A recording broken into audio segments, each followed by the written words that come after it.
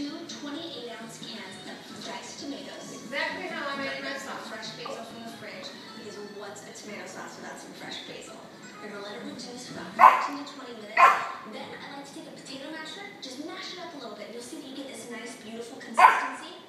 This red sauce is going to be a key player when I build my cannelloni. I'm also going to show you how easy it is to roll out the fresh pasta. It looks beautiful. You won't want to miss it.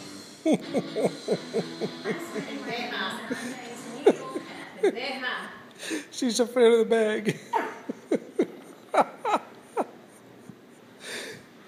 The bag moves.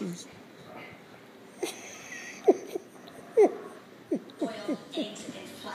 We made our beautiful pasta dough.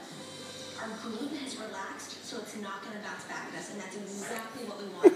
That means that when we roll it up, it's going to maintain its shape. Perfect. So we want to dust it with a bit of flour. Go for it, Coco. Go for it. Go for it.